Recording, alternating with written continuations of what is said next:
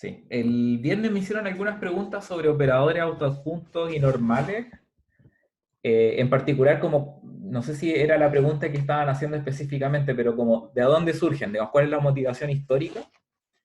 Eh, Esto no es técnicamente parte de la materia, pero me pareció relevante responderlo ya que más de alguien hizo la pregunta. Entonces, estuve leyendo el fin de semana. Más que autoadjuntos, la noción de la adjunta. Eh, yo sé que no todos han hecho cálculo con integración, así que si no lo han hecho pueden ignorar lo que voy a decir ahora, pero aquellos que sí lo hicieron conocen la fórmula de integración por partes,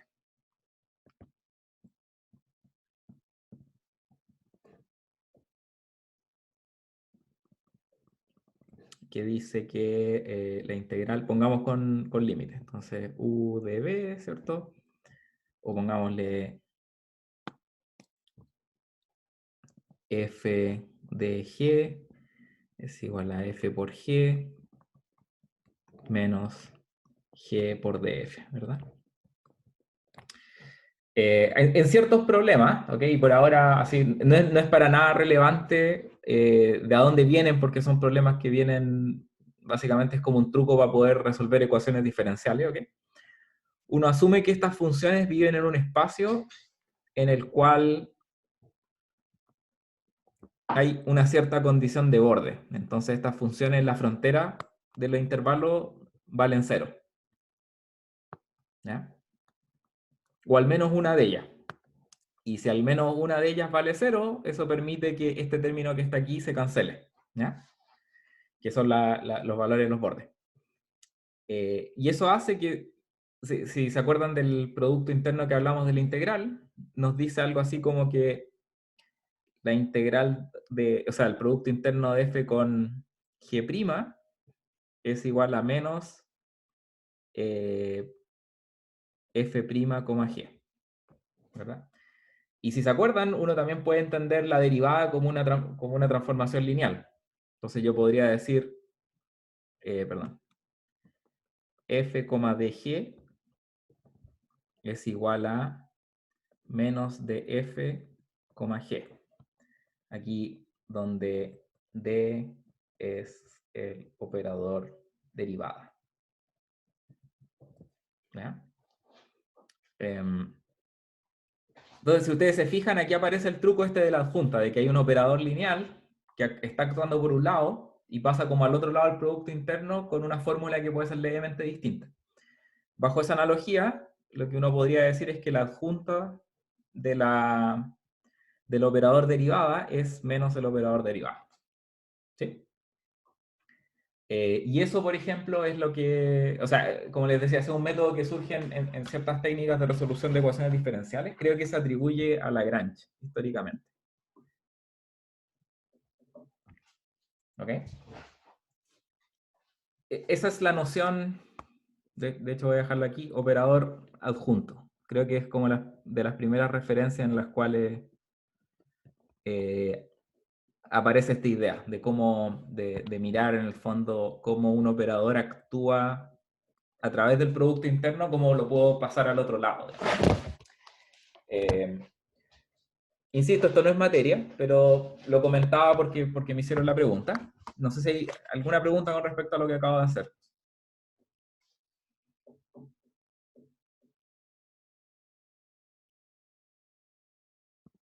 Ya, la otra pregunta que me hicieron el viernes fue, ¿de dónde sale la noción de un operador normal? Y esa es más complicada, o sea, no es que sea más complicada, es que estuve buscando y en realidad no hay una explicación histórica o que haya surgido de alguna aplicación donde aparezca el operador normal. La motivación de operadores normales es simplemente que corresponden a aquellos operadores que son diagonalizables, que era lo que estábamos probando el viernes. Entonces, todos sabemos, digamos, o parte importante de lo que se transmite en este curso es que ser capaz de diagonalizar un operador es algo tremendamente útil. Entonces, como que es conceptualmente interesante saber cuál es la clase más grande de operadores que yo puedo diagonalizar. Y afortunadamente eso tiene una caracterización no tan complicada que corresponde a la noción de operador normal. ¿Okay?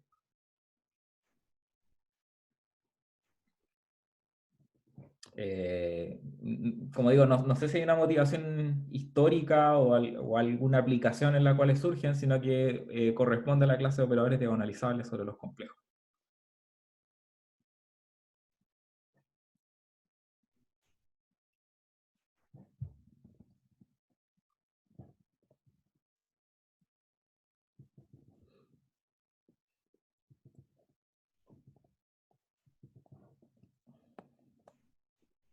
Con eso no quiero decir que no sean importantes, sino que en el fondo la definición es un poco artificial. En el fondo, o sea, está hecha para que se tenga esta propiedad. Quizás lo interesante de los operadores normales es que incluyen varias clases interesantes de operadores. Entonces, incluyen operadores autoadjuntos, ¿cierto? Eso lo habíamos visto anteriormente. Incluyen operadores que son unitarios. Autoadjunto significa que T es igual a T adjunta, ¿verdad? Unitarios son aquellos operadores tal que U por U estrella es igual a U estrella U y es igual a la identidad. Y esta es como una especie de analogía en los complejos con las matrices ortogonales. Si se acuerdan que en algún momento hablamos de ello. Como analogía con matrices ortogonales en R. Y esas dos clases de operadores son sumamente importantes. Autoadjunto y unitario aparecen en un montón de aplicaciones. ¿Okay? Pero como les digo, la gracia de los operadores normales es como que contienen todos esos casos en una sola definición. Y justamente son equivalentes a ser diagonalizables.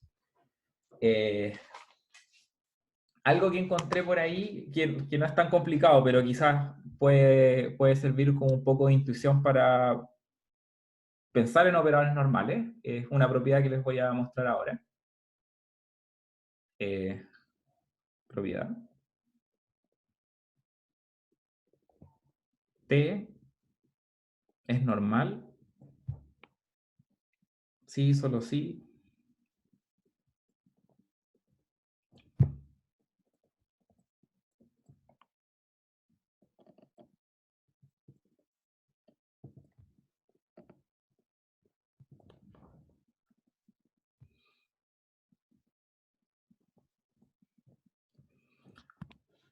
Entonces, tengo un operador normal, sí, solo sí, yo puedo escribirlo como una suma de un operador autoadjunto con un operador autoadjunto por i.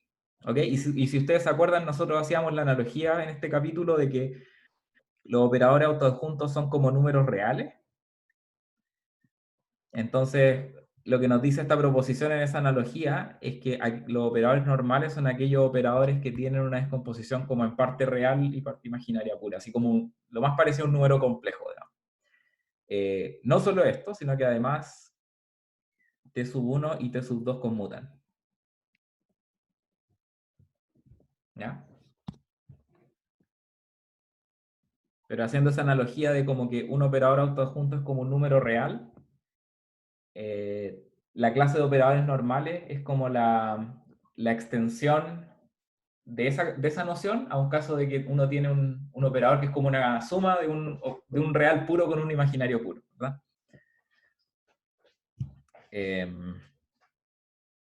Ojo, esto es analogía, no es que sea... Ya, no sé si hay preguntas. Voy a demostrar esto. Va a demostrar las propiedades. Sí. Podríamos terminar primero como la demostración de la clase pasada y luego como demostrar eso. Es que quería como calentar motores antes de continuar con la demostración de la clase pasada. Sí la voy a hacer, pero Ya, ya. dado que surgieron hartas preguntas en la clase pasada con respecto como a la intuición de operadores normales, me pareció que era bueno quizás tomarme una pausa y ver estas cosas, digamos. Yo. Igual lo puedo dejar para después, pero preferiría que Sí, sí. lo que ejercitáramos un No, poquito era por los que copian como de la pizarra, pero de nuevo. Ya. Igual en todo caso, como voy a subir todo esto, quizás ahí lo pueden reordenar. Eh, ya. Esto es cortito en todo caso.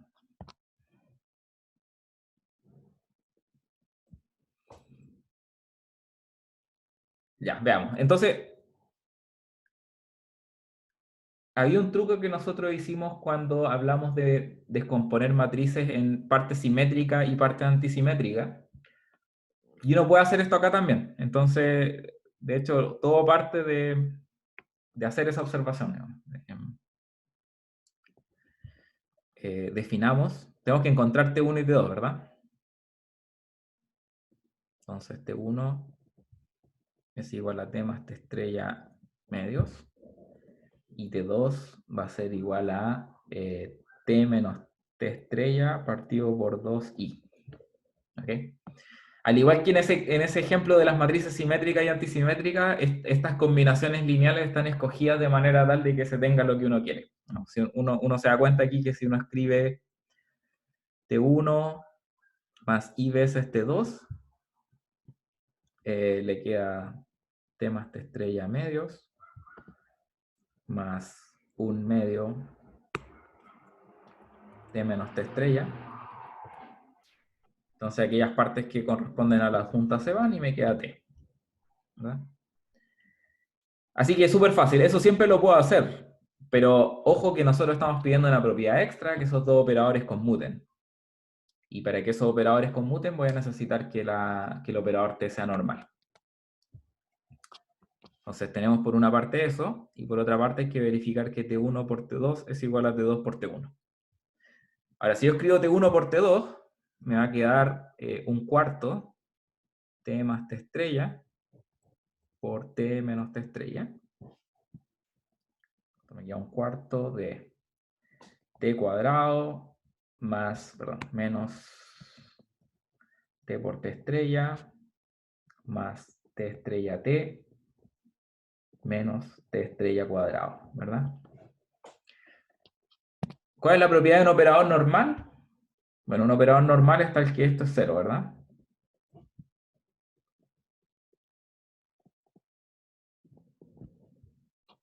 T conmuta con su adjunta. Por lo tanto, el resultado de esto me queda un cuarto T estrella, o sea, T cuadrado menos T estrella cuadrado.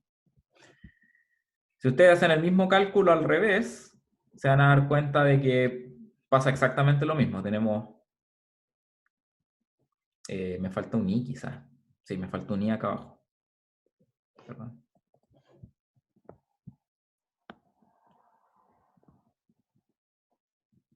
Ahí sí. Si ahora yo multiplico T2 por T1, me va a quedar 1 partido por 4i T menos T estrella por T más T estrella.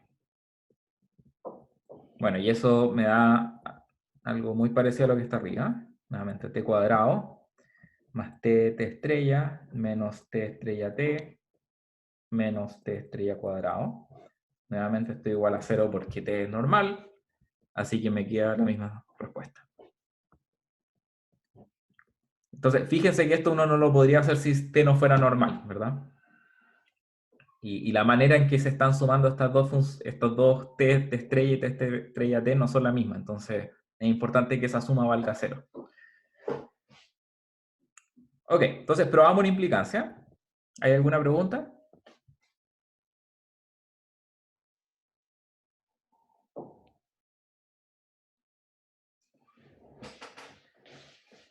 ¿No?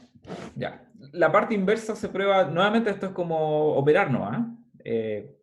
Si yo sé que existen T1 y T2, tal que T es igual a T1 más IT2, puedo hacer simplemente el producto y me va a quedar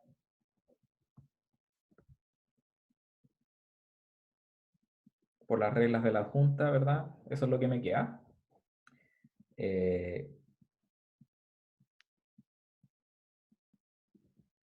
Si hago la operatoria acá me va a dar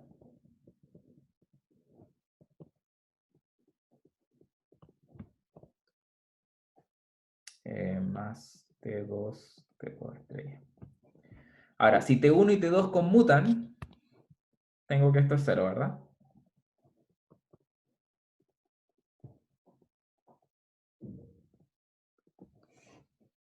Y por ende la respuesta que me queda acá va a ser Y fíjense aquí, por ejemplo, la analogía con los números complejos, cómo funciona. Esto sería como el módulo de z al cuadrado, ¿verdad? Y eso me dice que es como parte real al cuadrado más parte imaginaria al cuadrado. Entonces, cuando tengo que esos T1 y T2, parte real y parte imaginaria conmutan, tengo esa analogía de que puedo calcular como el módulo de este número complejo como la suma de los cuadrados. ¿Sí? Esto es nuevamente analogía, ¿no?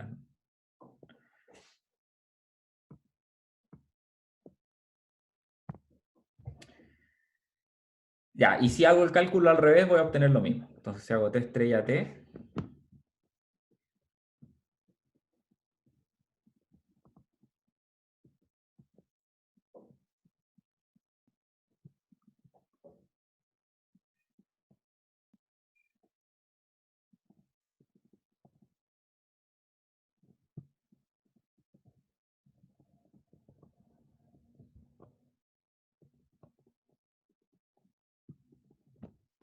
nuevamente esto es 0, porque T1 y T2 conmutan. Ahora, fíjense que no me quedó exactamente lo mismo, me quedó T1 estrella T1 más T2 estrella. Sin embargo, la otra hipótesis era que T1 y T2 son autoadjuntos, ¿verdad? Entonces, esto los puedo dar vuelta y de hecho son igual a T1 al cuadrado más T2 al cuadrado.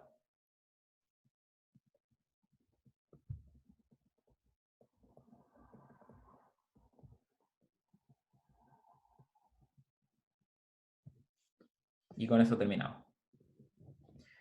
Entonces, quizá un poco para ilustrar la idea, como que yo creo que la intuición detrás de los operadores normales es como la clase más grande de operadores complejos que se comportan como números complejos. ¿Sí?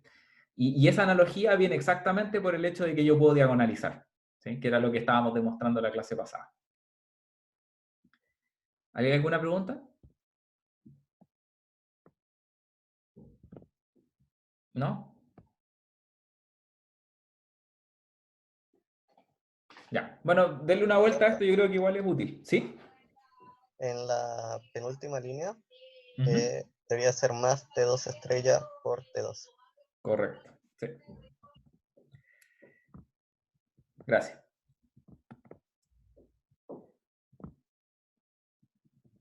Ahí sí. Ya. Eso, voy a terminar esto y ahora vamos a retomar donde habíamos quedado la clase pasada. Em,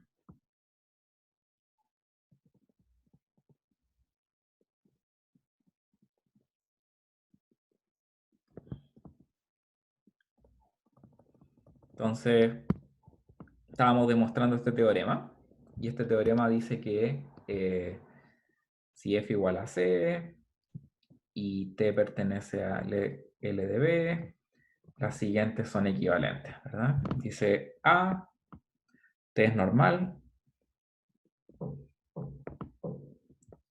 B posee una base ortonormal de vectores propios,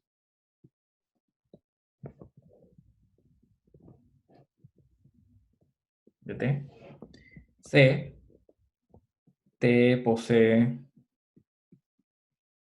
una matriz representante diagonal con respecto a una base ortonormal de vectores propios de T. O sea, perdón. No, T posee una matriz representante diagonal con respecto a una base ortonormal de B. Simplemente. Eso es lo que estábamos demostrando.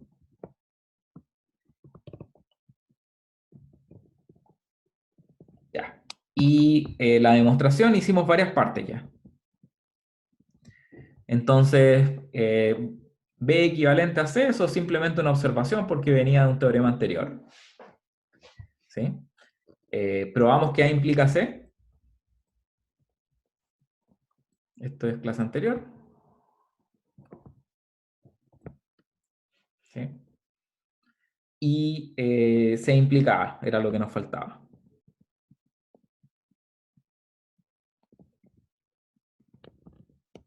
Ya.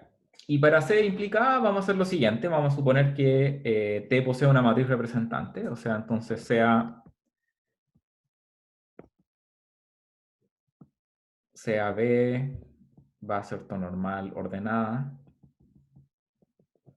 tal que la matriz representante de T con respecto a esta base es igual a una matriz, digamos, lambda, que es la diagonal de lambda 1 hasta lambda n. ¿Se acuerdan de esa notación? Cuando yo ponía diagonal lambda 1 a lambda n.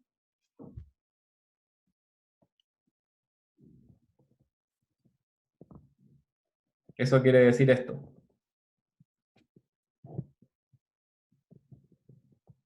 ¿Ya? Y una matriz diagonal con coeficientes diagonales lambda 1 a lambda n. ¿Sí? Profe, ¿Sí? ¿qué significa eso de LSSE? Las siguientes son equivalentes. Ah, vale, ok. Ya. Si tenemos esto, acuérdense que queremos probar de que T es normal, ¿verdad? Y T es normal si es que T conmuta con su adjunta. Así que tenemos que, lo directo sería, bueno, calculemos la adjunta de T, ¿verdad?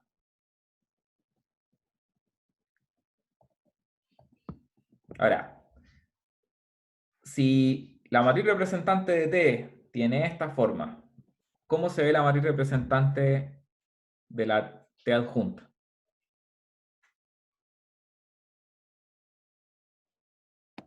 Y aquí es súper importante observar que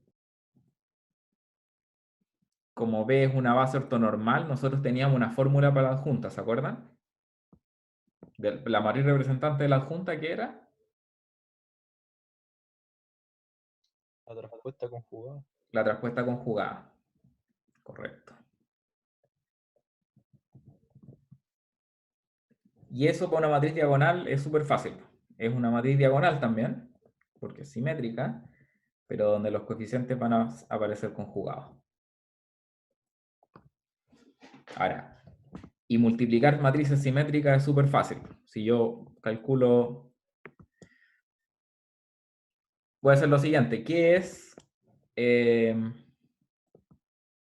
la matriz representante de T por T estrella?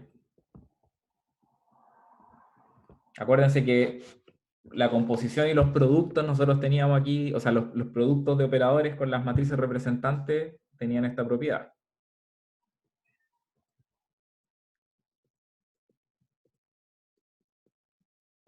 ¿Cierto? La propiedad de ser matriz representante respeta el producto o la composición de operadores. Y dado que estas son dos matrices diagonales, lo que nos queda también el producto de una matriz diagonal, donde los productos o sea, los coeficientes diagonales son los productos de los coeficientes. Y como me queda lambda por lambda conjugado, lo que me queda es el módulo al cuadrado.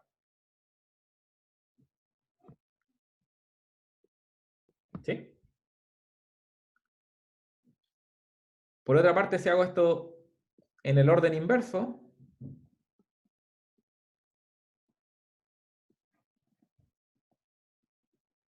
pasa lo mismo. Nuevamente puedo ocupar esta propiedad.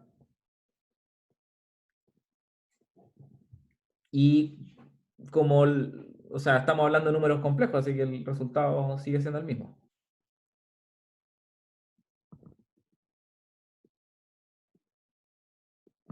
Ahora, ¿por qué hice estos dos cálculos? Es porque con eso probé que la matriz representante de T por T estrella es lo mismo que la matriz representante de T estrella T. Pero si ustedes se acuerdan, además, la matriz representante de un isomorfismo.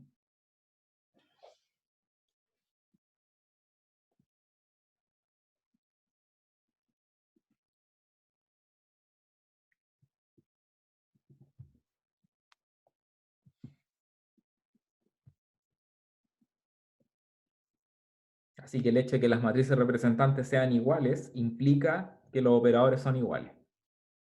Y eso es lo mismo que decir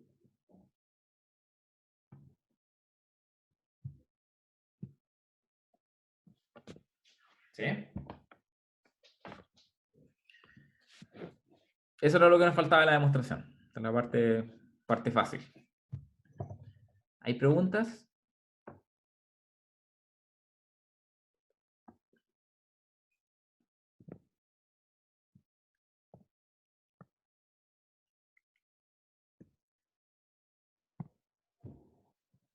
¿No?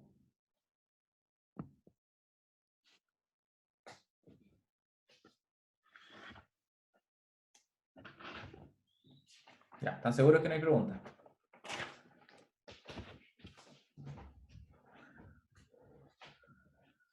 Ok, entonces, como ven, ser normal es lo mismo que ser diagonalizable en el caso complejo. Hay una cosa que también se me quedó pendiente, que les debía, que era un contraejemplo. Si ustedes se acuerdan, hablamos de cómo se mapeaban los valores y vectores propios para un operador normal, ¿verdad? Entonces, esto es otro comentario. La clase anterior probamos que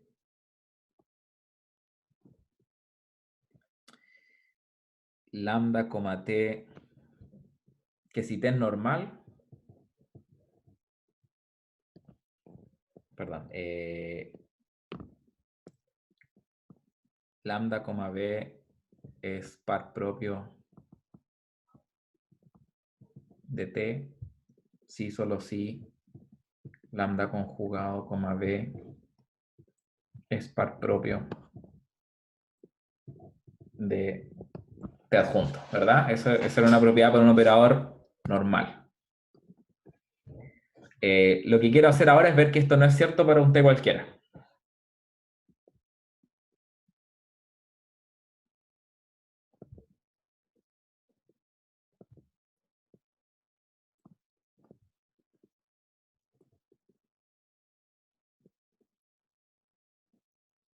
Y estos contraejemplos, generalmente, o sea, los ejemplos minimales ya se tienen en dimensión 2. ¿Ok? Entonces, consideremos t, que lo voy a identificar con su matriz representante en la base canónica en R2. Uno, digamos que esto es A.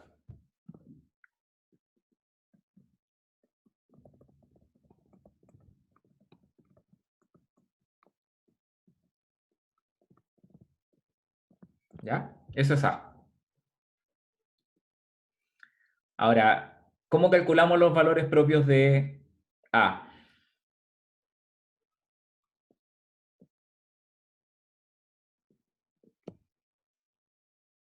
¿Se acuerdan?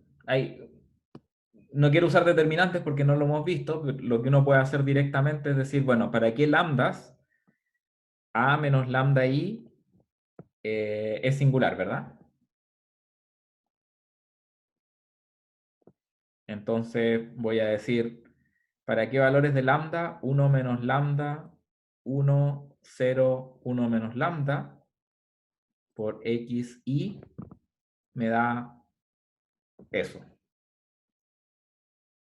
Entonces la idea es buscar x, y distinto de 0, 0, tal que tengo una solución al sistema homogéneo, ¿verdad? Si hago esto, bueno, ustedes pueden ver que el sistema de ecuaciones es bien sencillo en este caso. Nos va a quedar 1 menos lambda x más y igual a 0 y 1 menos lambda x igual a 0, ¿verdad? Y aquí hay dos casos. No Si es lambda... I. ¿Perdón? ¿Aló? 1 menos lambda por I. 1 menos lambda... Sí. ¿Cuál es la pregunta? La segunda ecuación. La segunda ecuación. El 1 menos lambda x, dices tú. Ah, no, nada. ¿No? Ok. Si lambda es distinto de 1, bueno, el sistema que nos queda va a ser, ¿cómo se llama? Va a tener solución única, porque si lambda es distinto de 1, la segunda ecuación, llamémosle 2, va a implicar que x es igual a 0, y si x es igual a 0, ahora me voy a 1, va a implicar que y es igual a 0. O sea, perdón, que... Sí, no me equivoqué, esto es y. Sí, toda la razón, eso estaba ahí comentando, ¿no? Creo que se estaba Sí, diciendo... Sí, sí, sí, no, pero por alguna razón pensé que estaba muy mal. ya, no tenéis razón. Es que cuando dijiste I, no estaba pensando es que estabas diciendo Y. Estaba pensando en I como la identidad. Entonces no entendí la pregunta. Ya. Claro, entonces I igual 0. Y si I igual 0, entonces X igual 0. Sin embargo, si lambda es igual a 1, ahí tenemos soluciones no triviales. I queda completamente libre. ¿Qué estoy diciendo? No, o sea, 2 no dice nada. Eso es lo que quiero decir. La única ecuación que nos queda es I igual a 0, porque el 1 menos lambda por x lo anula. I igual a 0 y x queda libre. O sea, cualquier vector propio tiene que pertenecer al generado del vector 1, 0. ¿Cierto? Ahora, ¿qué pasa si yo miro la adjunta? Bueno, la adjunta... perdón, y aquí debería haber puesto los complejos. El operador T me interesa estudiarlo desde los complejos. Sí, ahí sí. Por más que estemos en los complejos, como los coeficientes son reales, la adjunta es la traspuesta nomás. Entonces me va a quedar 1, 1, 0, 1. ¿Verdad? Nosotros ya sabemos, probamos en una clase anterior, que 1 sigue siendo valor propio. Bueno, y lo que quería decir aquí también, 1 es valor propio de A, ¿verdad? O de T. Que su espacio propio es el asociado a ese vector B. Ahora, como A y A adjunta tienen los mismos valores propios, conjugados, yo también tengo que 1 es valor propio de T adjunta, ¿verdad? Aquí de hecho voy a ser más cuidadoso y voy a decir la matriz representante de T adjunta con respecto a las bases canónicas se ve así. ¿Okay? Ahora la pregunta es ¿cuáles son los vectores propios asociados? Y ojo, lo otro que tengo acá es que 1 es el único valor propio de T. Entonces, de hecho voy a dar un poquito de espacio acá para la conclusión. Vamos a decir acá conclusión. 1 es el único valor propio de T y su espacio propio asociado es igual al generado por el 1, 0. ¿Ya? Ahora veamos qué pasa con la adjunta. La matriz representante de T estrella con respecto a las bases canónicas va a ser la traspuesta. Y yo sé que 1 es su único valor propio.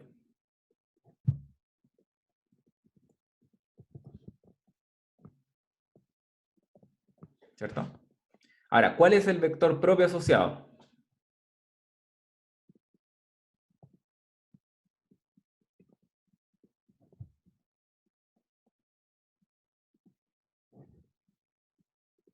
Entonces, para eso tenemos que resolver el sistema 0, 0, 1, 0, xi igual a 0, 0.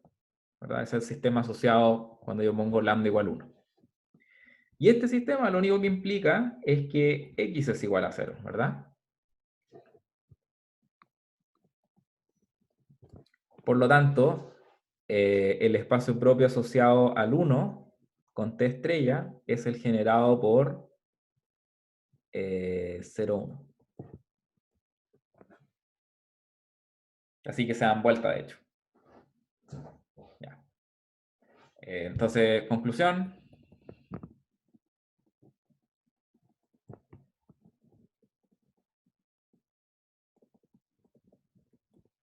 Ese era el contraejemplo que les debía de la clase pasada. ¿Hay alguna pregunta?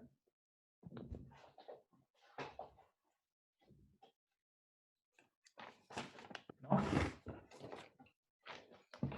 Profe, ¿Sí? ¿me escucha? Sí, sí, te escucho bien. Que delante puso que la matriz, la 1011, era la A asterisco. Sí, Y son lo mismo, ¿no? es lo mismo. Lo que pasa es que la otra vez que hice algo así, alguien me paró y me dijo, ¿qué es eso? Y entonces preferí escribirlo con más detalle, pero cuando ustedes vean cualquier libro de álgebra lineal que no hable de operadores, pero hable de matrices, estas operaciones funcionan exactamente así, ¿no? ¿Sí? Y yo se los dije, o sea, nosotros probamos que la matriz representante de estrella, cuando estoy representándola en una base ortonormal, es igual a la traspuesta conjugada. Entonces, en ese sentido esto es A estrella, traspuesta conjugada de A, ¿cierto? ¿Aló? Gracias. Sí, sí, ok. Ya. Entonces ya tenemos el caso complejo bien estudiado. Ahora queremos ver el teorema espectral en su versión real.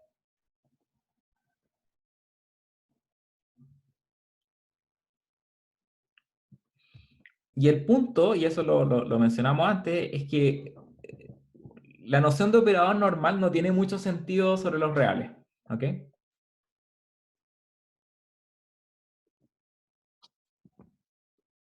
Pero sí tiene, y eso es algo que ya hemos trabajado, ser autoadjunto, ¿verdad? Entonces, lo que vamos a demostrar es que la clase de operadores diagonalizables sobre R corresponde exactamente con la clase de operadores autoadjuntos. ¿Sí? Ya. Y para esto primero voy a hacer vamos a ver algunos lemitas.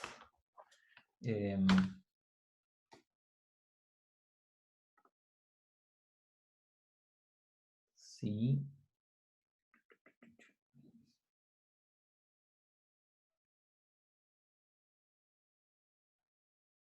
Ya, sí. Vamos a ver unos lemitas. Entonces, nosotros sabemos, en R pasa lo siguiente, ¿verdad? A ver. Si yo tengo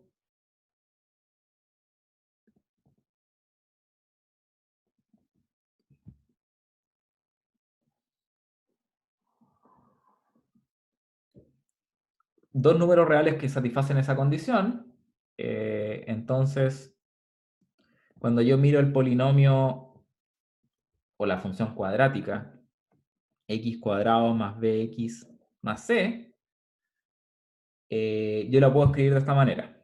Puedo decir, esto es x más b medios al cuadrado más c menos b cuadrado cuarto, ¿verdad? Ahí completé el cuadrado de acá y el resto los dejo al otro lado. Si yo sé que b cuadrado es menor que 4c, entonces este término que está aquí es mayor que 0, ¿verdad? Y este término es siempre mayor o igual que 0 porque es un cuadrado de alguien. Por lo tanto, lo que concluyo de acá es que este polinomio es siempre mayor que 0. Lo que vamos a hacer es hacer esta analogía que vimos para números reales para operadores. La gracia es que si este p es idénticamente mayor que 0,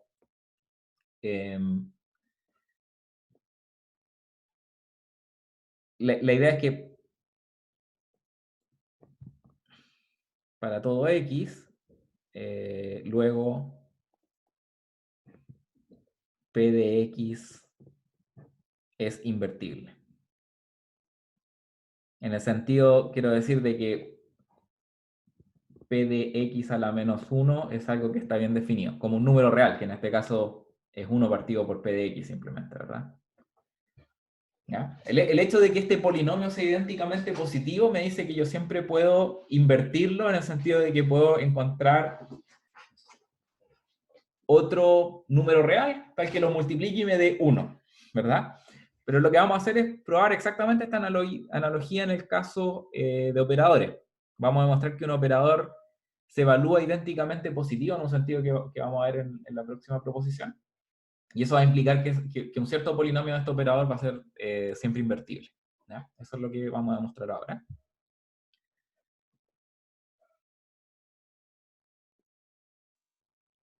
Entonces,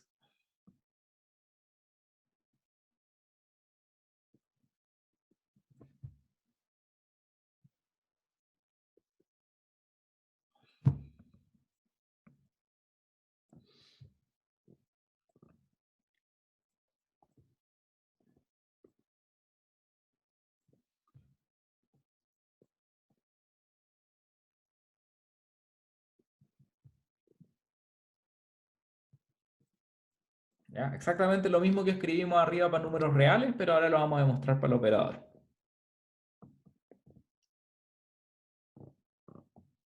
Y la idea de la demostración sigue pasos muy similares que lo que hice aquí arriba, por eso la escribo. Ahora, no podemos decir, si pensamos en esto como un PDT, ¿verdad? No podemos decir que PDT es mayor que 0, no tiene sentido, ¿cierto? Porque PDT siempre es un vector. Sin embargo, lo que podemos hacer es hacer producto interno de ese vector con alguien y mostrar que eso siempre es positivo. ¿Ya? Y eso es lo que vamos a hacer ahora. Entonces, ¿hay preguntas con respecto al enunciado?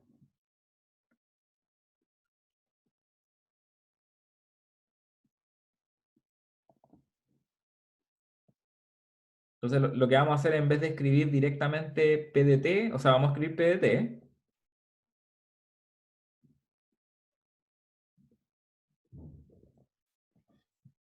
pero lo vamos a hacer producto interno con el B. ¿Ya? Fíjense en lo siguiente, que si yo demuestro que este producto interno es siempre mayor que 0, yo voy a probar que este elemento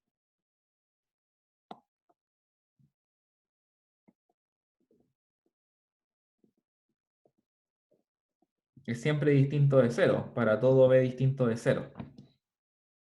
Y eso va a implicar que este operador tiene kernel nulo.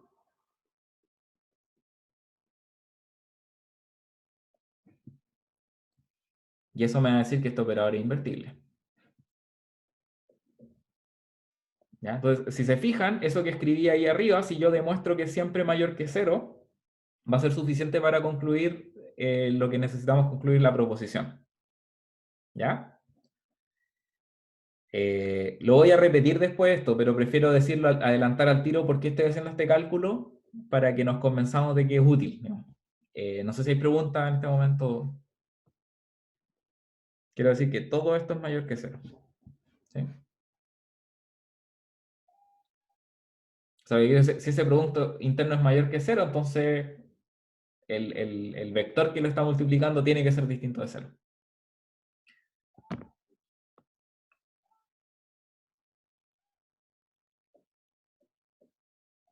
Ese producto interno es una forma cuadrática. Si estaba hablando de esto de aquí, sí. O sea, una forma cuadrática en B, ¿verdad? No sé qué tanto han hablado de formas cuadráticas en otros cursos, pero me imagino que quizá en intro a la geometría, o puede ser en álgebra lineal, en el intro a álgebra lineal. Si alguien me puede confirmar.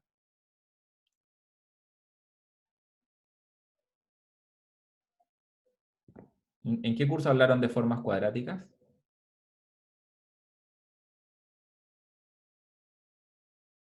Creo que no sé a qué se refiere, pero Ah, ya, no lo saben de otro lado quizás. Ya, en ninguno. Sí, es una forma cuadrática para aquellos que sepan lo que es, ¿no? Y al mostrar que es siempre mayor que 0, lo que estamos mostrando es que este operador que está aquí, o esta matriz, si lo piensas así, es definida positiva. Nuevamente, para aquellos que sepan lo que eso significa. Pero si no, no importa, no es relevante para esta demostración.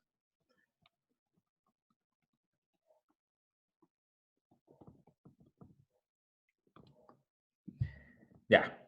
Si tenemos esto, entonces, vamos a separar los términos. Entonces me va a quedar t cuadrado bb más b veces t b más c veces b, b. ¿Verdad? Ahora, como t es autoadjunta, Yo puedo pasar ese t cuadrado aquí como tb, ¿cierto?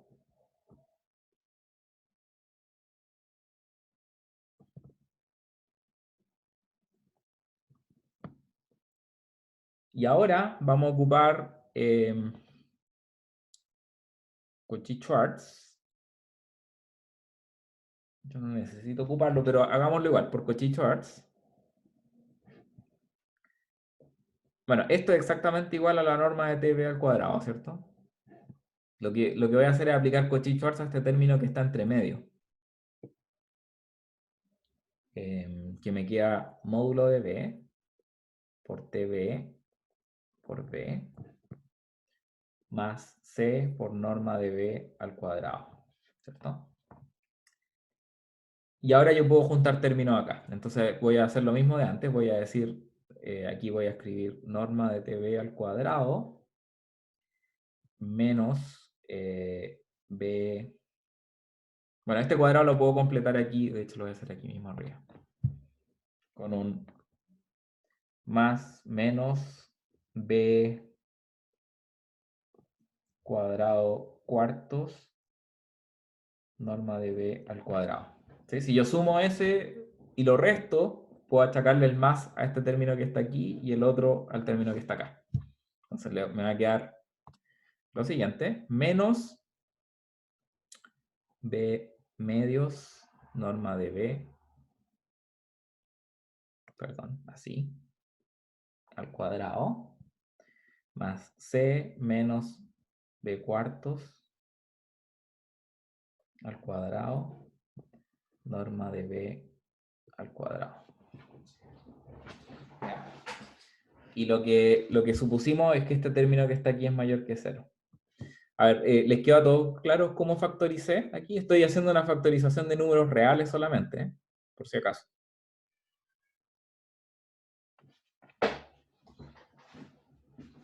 Y aquel término que tiene el más lo agregué a este, y al que tiene el menos se lo sumé a este.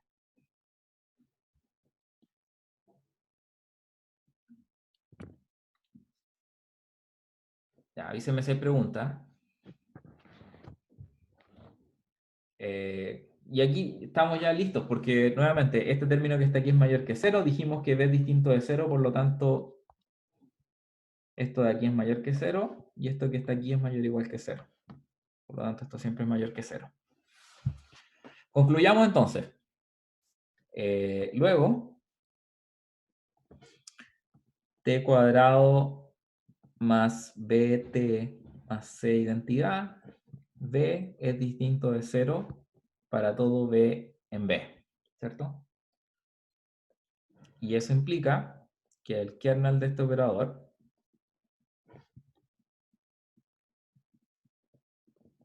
es igual al 0. O sea, t cuadrado más bt más c veces identidad es invertible.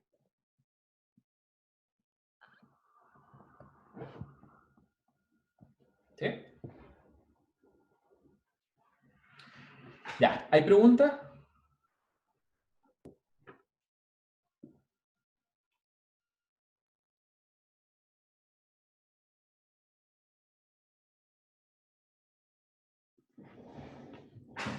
¿No? Ya, si no la hay, este resultado es como un poco instrumental, ¿ok? Intermedio, si quieren. Pero me gustaría insistir en un punto que lo mencioné en la clase pasada, pero ahora lo vamos a demostrar con más detalle. Nosotros dijimos en algún momento, lambda es valor propio de t, si solo si lambda conjugado es valor propio de t estrella. De hecho, demostramos algo aún más fuerte, así que si t autoadjunto, en ese caso, bueno, esta equivalencia que tenemos aquí nos lleva a concluir de que lambda tiene que ser, o sea, cualquier valor propio de t es real.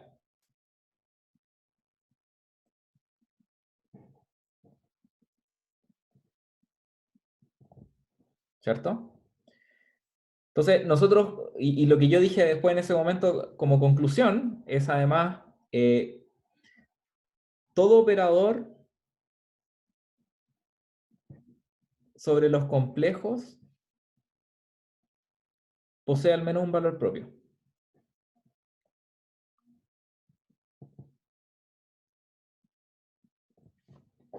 En C. Pero si yo le sumo que ese operador tiene que ser autoadjunto, entonces tiene que poseer un valor propio en R.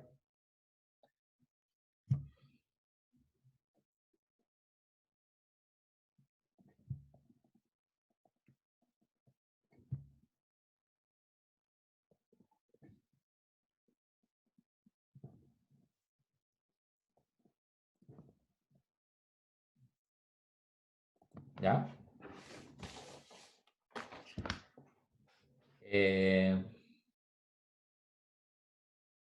Y aquí quizás la cosa se pone un poco enredada porque decimos, bueno, en ese caso, el kernel de t menos lambda veces la identidad es no trivial, pero sobre C, sobre vectores complejos. No sé cómo se ve eso con su análogo real. Entonces aquí lo que me gustaría es concluir, vamos a ver que ese valor propio que está en los reales, de hecho, es un valor propio si yo restringo de alguna manera el... o sea, en el fondo, en los complejos, voy a tener esto en los complejos, pero no es claro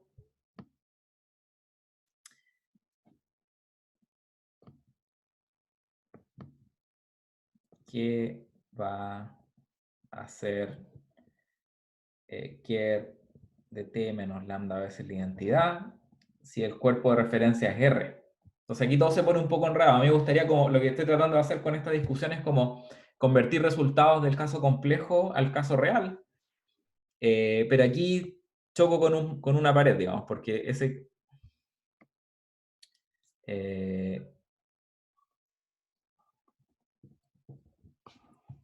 ese hecho de que yo tengo un valor propio real no necesariamente se traduce con que voy a tener, como si ustedes quieren, un vector propio en el análogo real del espacio. Y esto suena todo súper vago, pero lo pueden instanciar de manera más clara si es que están pensando que el espacio es Rn versus C a la n. ¿Okay? No importa mucho todo esto, lo que estoy tratando de decir es que como que no es obvio cómo concluir que T posee un par propio en el caso real, aun cuando es autoadjunto. En el caso complejo estaríamos listos, pero en el caso real hay algo que hacer, ¿ok? Y eso es lo que vamos a hacer ahora. Entonces, este es el siguiente teorema.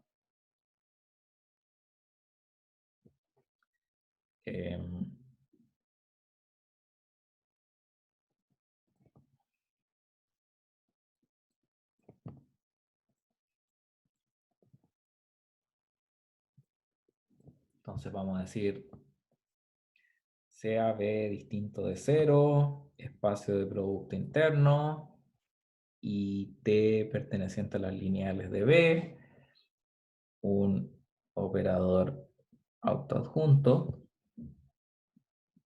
Entonces, T posee un valor propio. Y como les digo, esto está garantizado en el caso complejo, siempre tenemos una existencia de un valor propio. La pregunta es cómo lo hacemos en R, ¿okay? ¿Cómo lo hacemos si es que el cuerpo de referencia es R? ¿Preguntas?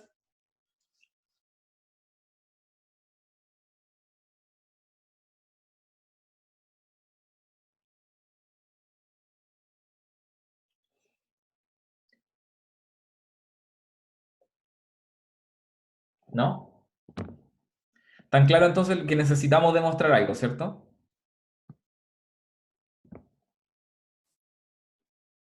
Este resultado no es gratis. ¿Okay? Y para eso vamos a ocupar esta proposición que acabamos de demostrar.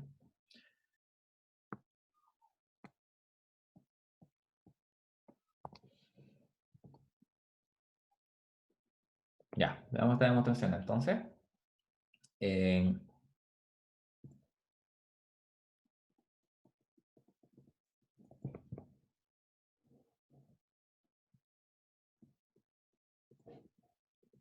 Entonces vamos a concentrarnos en el caso en que el cuerpo F es igual a R.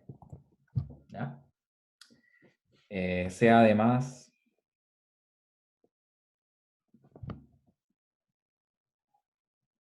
una dimensión de B igual a N y un B cualquiera en el espacio que es distinto de 0. ¿Ya? Lo que vamos a hacer ahora es hacer una mímica de la demostración en la cual probábamos que siempre existía un valor propio en los complejos. Es el teorema Chuck, creo que se llama. Si ustedes se acuerdan de esa demostración, lo que uno hacía era... ¿Alguien se acuerda de hecho?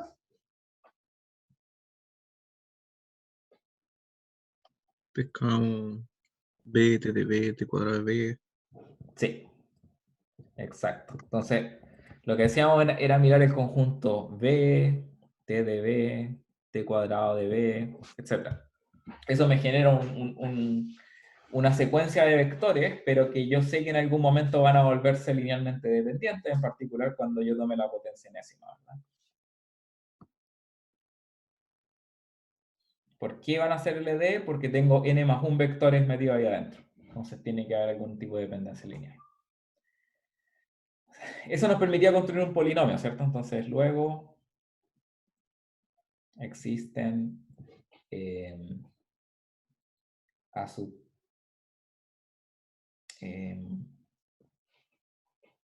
a sub 0, a sub n, no todos nulos, tales que 0 es igual a sub 0 por b, más a sub 1 por t cuadrado b, más a sub n t a la n por b. Y eso define un polinomio. Vamos a decir que esto es p de t aplicado a b, donde p de z es igual a sub 0 más a sub 1z más a sub n z a la n. De hecho, como estaba en el caso real, prefiero llamarle p de x.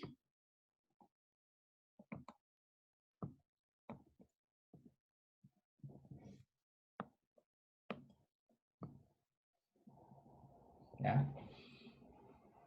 Ahora, los polinomios reales tienen una factorización en los complejos, ¿cierto? Y si ustedes se acuerdan del teorema fundamental del álgebra, o no del teorema fundamental del álgebra, porque es el que me da la factorización, pero después cuando yo identifico términos en esos polinomios, en esos términos lineales, cada vez que tengo un x menos b, b1,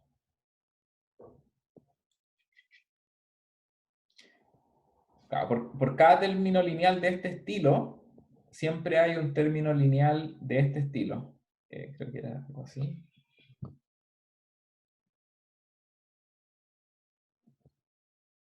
Y si yo lo junto, eso me va a dar x cuadrado. ¿Es con i o no?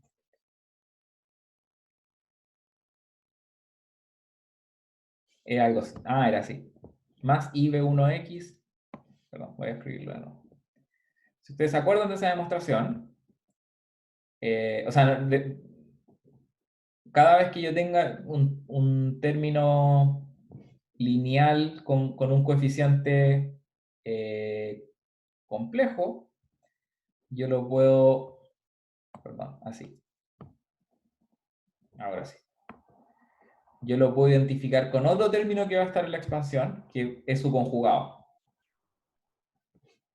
Si uno tiene esto me va a dar x cuadrado más ibx menos ibx más b cuadrado. O sea, me va a quedar x cuadrado más b cuadrado. Y producto de esto, de esa factorización compleja llevada después a números reales, lo que yo tengo es que en general un polinomio real se puede factorizar de esta manera.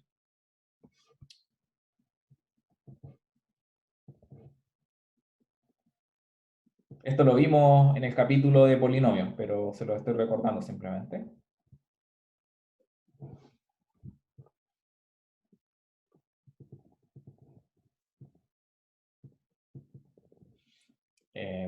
P de X siempre se puede escribir como una cierta constante, X cuadrado más B1X más C1 por X cuadrado más BMX más CM por X menos lambda 1 por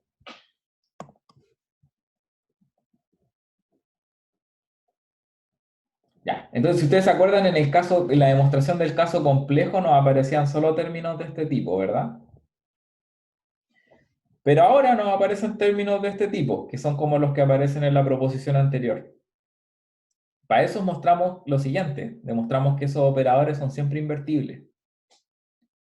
Por lo tanto, si ocurre alguna especie de transformación de este vector B, aquí, que me lleva a 0 a través de todos estos productos, va a tener que ser debido a algunos de estos factores lineales, no debido a estos factores cuadráticos. ¿Ya? Eso lo vamos a explicar, pero estoy adelantando un poquito como por dónde va la demostración. Y me faltan algunas condiciones que tienen que satisfacerse acá. Entonces, donde C es mayor que 0, perdón, no mayor que 0, distinto de 0. Y BJ, CJ pertenecen a R con BJ cuadrado menor que 4CJ. Ya, eso hace que este polinomio cuadrático aquí sea idénticamente mayor que 0, que es lo que vimos al principio del capítulo. O sea, de esta sección. Y M más M mayor que 1. O sea, quiero decir que hay factores aquí. No. Mayor o igual que 1. Hay preguntas con respecto a este recordatorio de la demostración del teorema de existencia para valores propios complejos, en el caso complejo, y de la teorema de factorización de polinomios reales.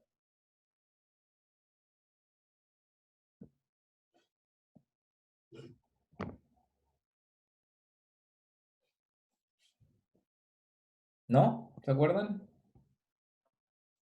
Profe, ¿por qué es que los BJ al cuadrado son menores que los 4CJ?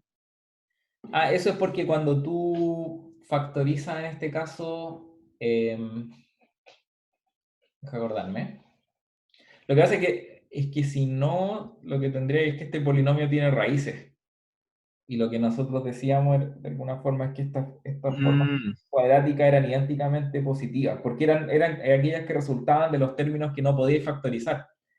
Si claro, se claro. volvieran negativos o cero, tú podrías volver a factorizar ese término, ¿cierto? Claro. Sí, es por eso, es porque los términos cuadráticos no son factorizables en R. Ah, ya, gracias. Ujú.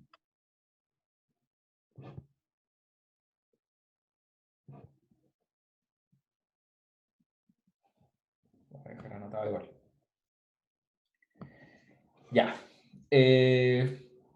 Bueno, ocupando esta factorización,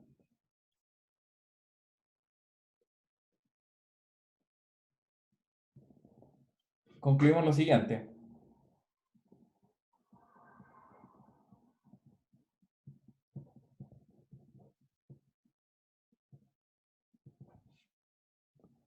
Esto a su vez es igual a C por T cuadrado más B1T más C1 por T cuadrado más E2T más C2, etc. Tm al cuadrado más T, o sea, BT, BMT más C por T menos lambda 1 identidad por T menos lambda M identidad aplicado a B. ¿Sí? Y la proposición anterior nos decía que este es invertible, y este es invertible, y este es invertible. Ya que T es autoadjunta. ¿Sí? Más la proposición anterior. Ahora, debido a eso, si es que este polinomio, si es que claro, si es que esta composición de transformaciones lineales está evaluando en cero, tiene que ser porque en realidad corresponde a alguno de los primeros, de hecho ni siquiera voy a agregar el C, tiene que ser debido a que T1 menos lambda 1 identidad compuesto con T, no T1, T menos lambda M compuesto con la identidad B es igual a 0. Es decir, el kernel de T menos lambda J identidad es distinto del 0 para algún J.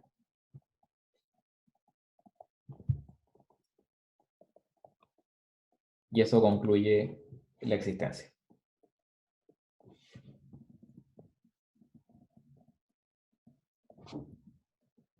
¿Sí?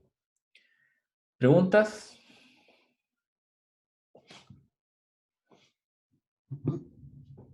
¿No? ¿Sí? Profe, ¿en qué momento usamos que autoadjunto?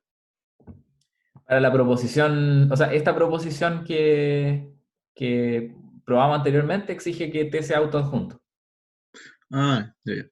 Sí, el resto todo funciona, así como si uno pudiera de alguna manera concluir que estas cuadráticas también definen operadores invertibles cuando T no es autoadjunta, estaría listo, pero es que eso no es cierto en general. Ok.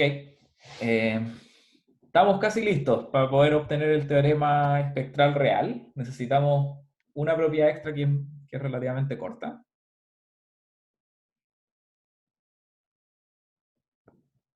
Y dice lo siguiente.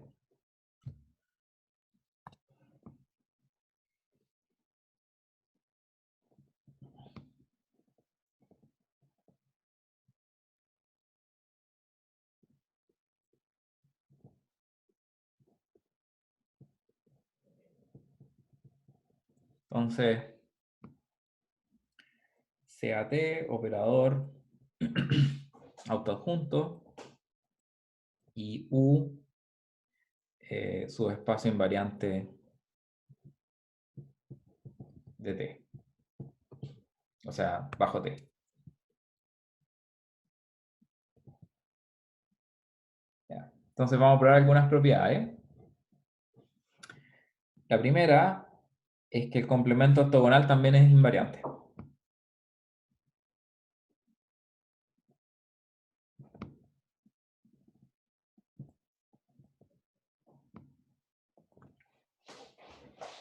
¿Ya? Y esto no es claro a menos que T sea autoadjunto. Ojo, van a verlo en la demostración. Si yo restringo este operador al subespacio invariante, también me queda autoadjunto. Y si yo restringo este operador al complemento ortogonal, también autoadjunto.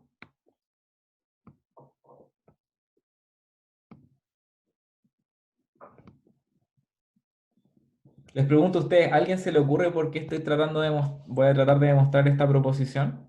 ¿Por qué puede ser útil?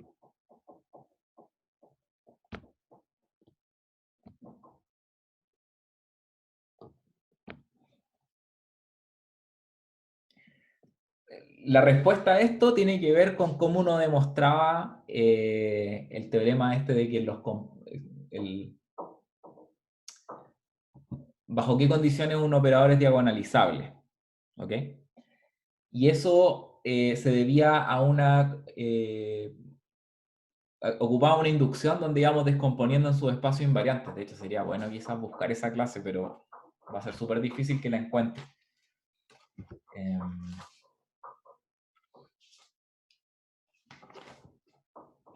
Déjenme ver si la pillo así.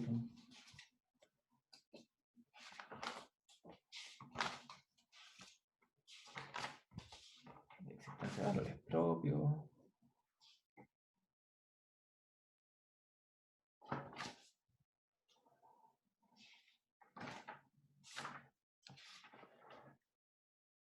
Sí.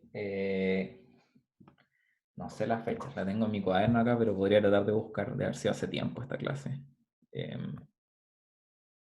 No. Por aquí tiene que ser. Aquí, si ustedes se fijan,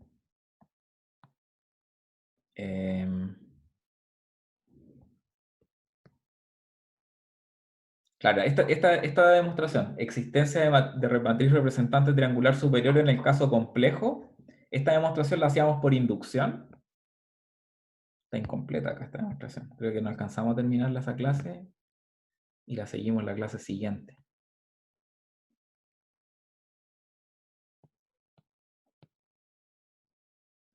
Aquí está.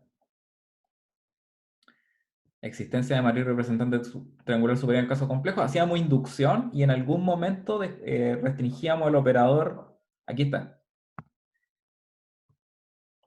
Restringíamos el operador al subespacio invariante. ¿Ya? Y eso nos permitía ir así como obteniendo esta descomposición.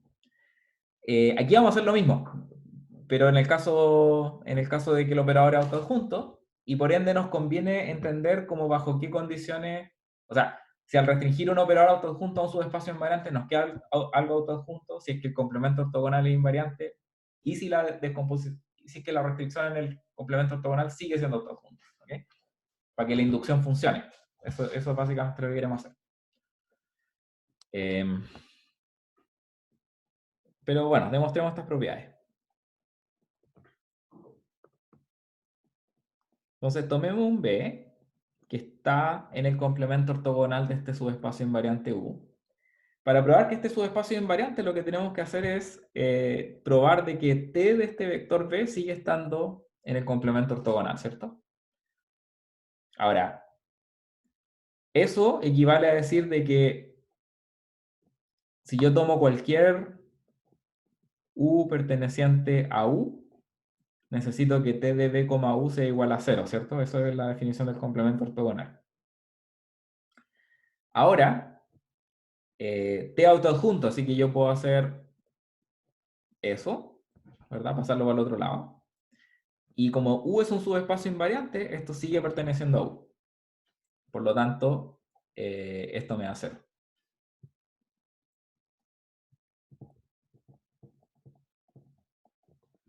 Ya, con eso probamos la propiedad A.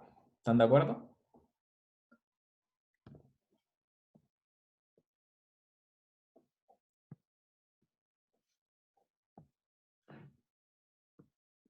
Ya. Veamos la propiedad B ahora.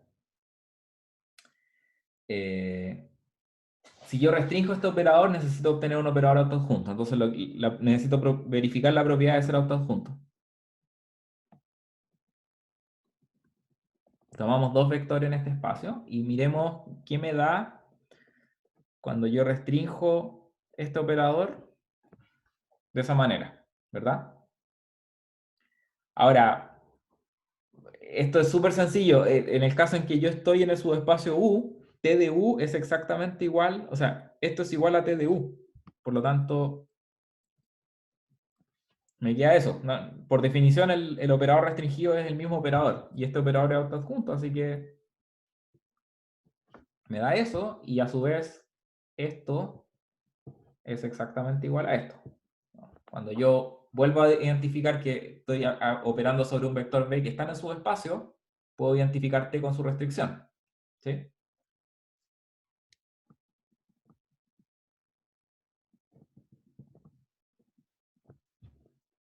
Ya. Y la última es análoga, ¿no? Es la misma idea, pero ahora voy a estar operando sobre otro subespacio simplemente. ¿Hay preguntas con respecto a esta proposición?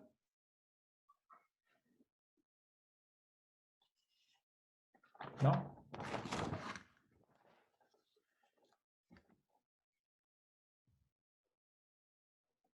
Ya. Si no las hay, me quedan unos pocos minutos. Voy a demostrar o sea, no voy a demostrar el teorema completo, pero al menos una parte de él.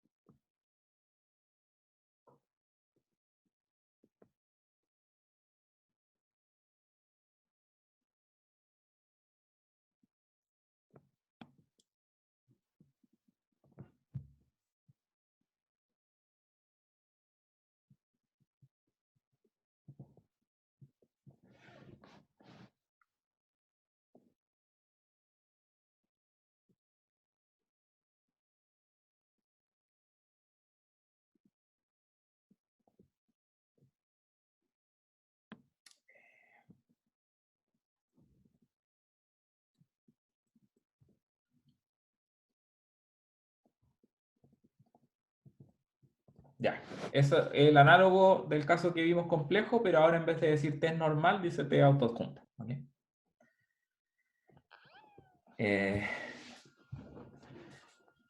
Podemos seguir al menos para la implicancia. Entonces, demostración. B implica C, esto ya lo conversamos antes, ¿verdad? Esto es, se tiene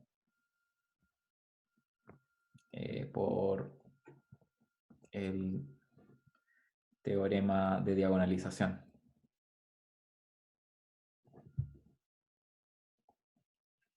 Este que tenía 5 partes.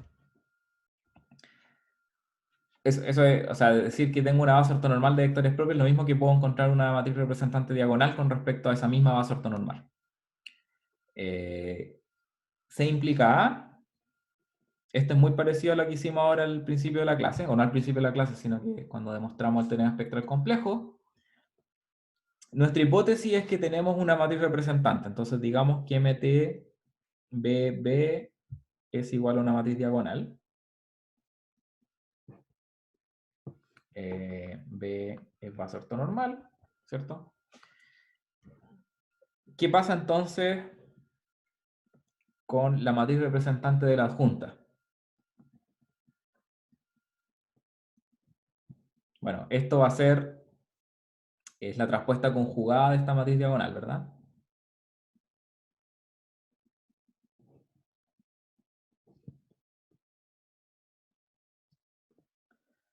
Ahora, la idea de observar de que, pero además, o sea, estos lambda 1 a lambda n tienen que ser números reales.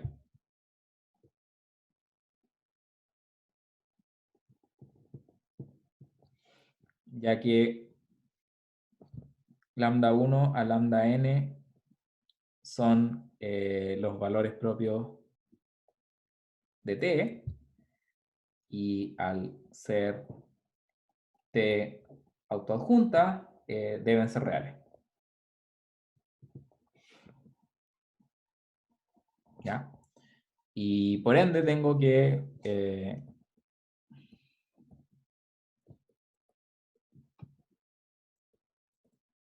tengo la igualdad de las matrices representantes, y como tengo la igualdad de las matrices representantes, tengo la igualdad de esos operadores, y eso es lo mismo que decir. ¿Ya? Y les debo la demostración de que A implica B. Próxima clase.